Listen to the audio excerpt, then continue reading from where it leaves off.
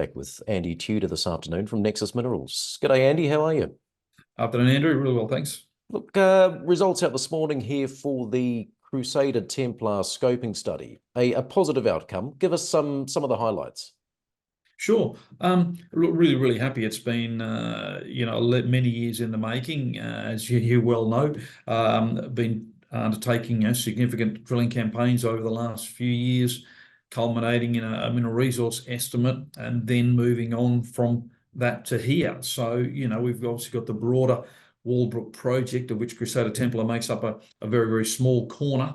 And at the moment, there's still a hell of a lot to be done out there. But I think a lot of this work, when you sort of pull together a scoping study, is justification that the ounces that you are drilling for and that you're finding are going to ultimately, hopefully, be economically viable to go mining, which then continues to encourage your exploration campaigns and the style of which the exploration is undertaken and the mineralisation you're looking for. So, look, absolutely the case. And the positive thing about this as well is post the MRE, we've been speaking to a number of different contractors and different potential JV partners, all sort of looking at the data as well and sort of saying, well, this genuinely looks good, makes money. Let's sort of formalise it, I suppose, by pulling together this scoping study, and that way, we can then really see what we think value can be extracted from the gold, and certainly in the first stages of a mining operation, and that's what the scoping study has brought out today. So, we looked at processing facilities within 150 kilometres of Crusader-Templar, of which there are multiple ones.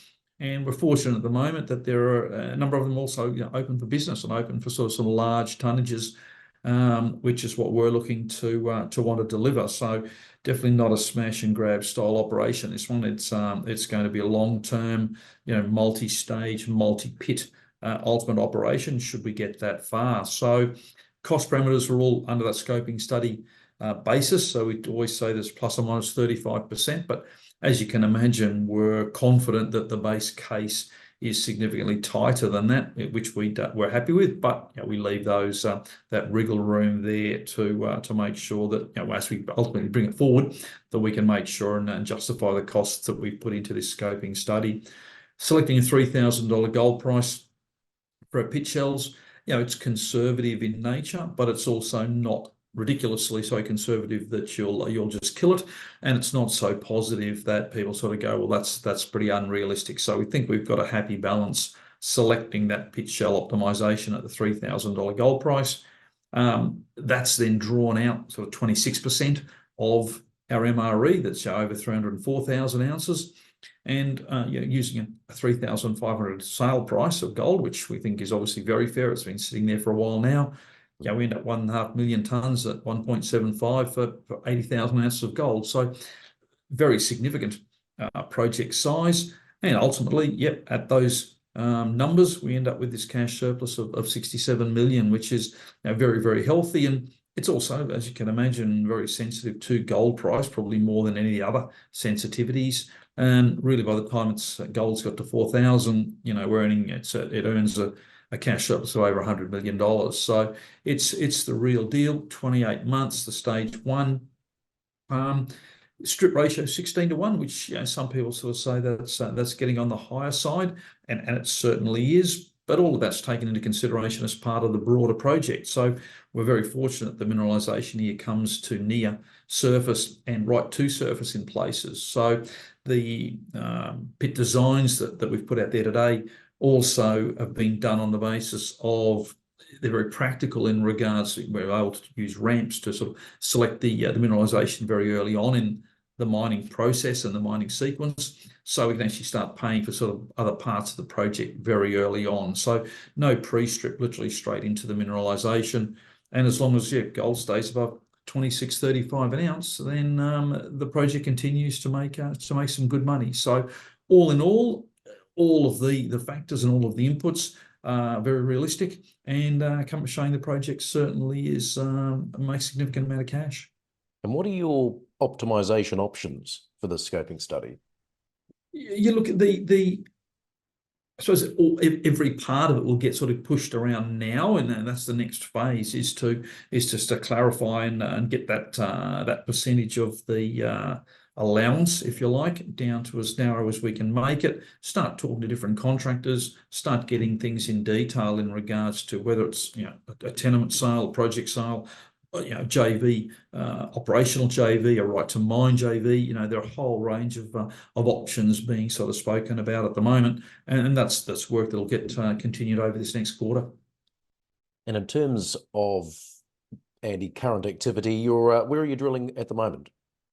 Yeah, so there's a diamond rig currently drilling right in the Crusader-Templar mineralisation for metallurgical test work, geotech, waste rock characterizations, and hydro. And these will sort of finalise. Again, these will tighten up the parts that we were just talking about of this scoping study, but also they'll make up information that needs to go into a mine proposal. So that rig will be going for probably a couple more weeks. And that'll be, and then that'll be it. We should have then, that's the last of the information required. Literally as soon as it rolls out, an air core rig will roll in, and that's when we're starting to look at coming back to that broader Walbrook project area. And you know, a lot of the work that we've done over the last sort of couple of years, we've got 17 regional targets that are drill ready. 4 of them are the first 4, where the boys have been whacking pegs in the ground while they've been looking after the diamond rig. And that rig will start just about the same day almost as the diamond rig finishes. So good timing in that regard.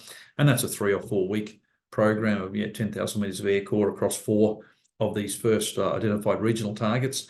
And yeah, pretty excited to see what they look like. And you know, gradually we'll work our way through those 17 and see what else we can find.